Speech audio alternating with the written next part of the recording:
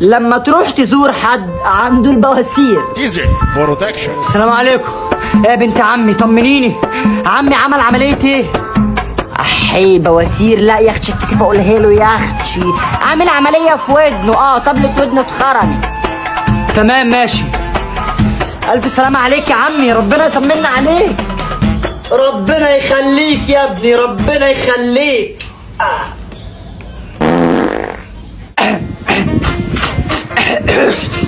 ايه يا عمي، ايه يا عمي مش تستأذن؟ الف سلامة عليك، الف سلامة. حبيبي حبيبي يا ابن اخويا المحترم، حبيبي يا ابني.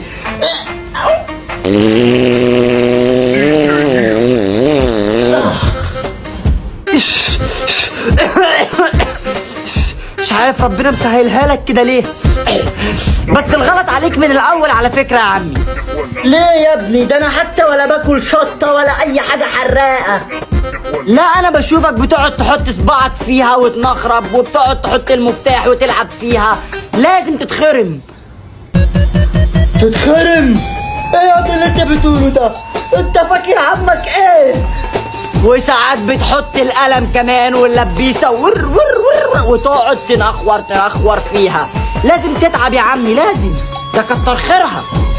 ما تلم نفسك يا ده، انا راجل اشرف من الشرف. خلاص يا عمي، ما هو غصب عنك برضو اكيد بتاكلك وبتحرقك بقى ومليانه شمع وكده، الله يكون في عونك. يا دي ايه دي اللي بتاكلني وفيها شمع يا ودنك؟ طب انا عامل عمليه البواسير، ايه علاقه ودني بالشمع بالبواسير؟ وتنخور وبالمفتاح السلام عليكم.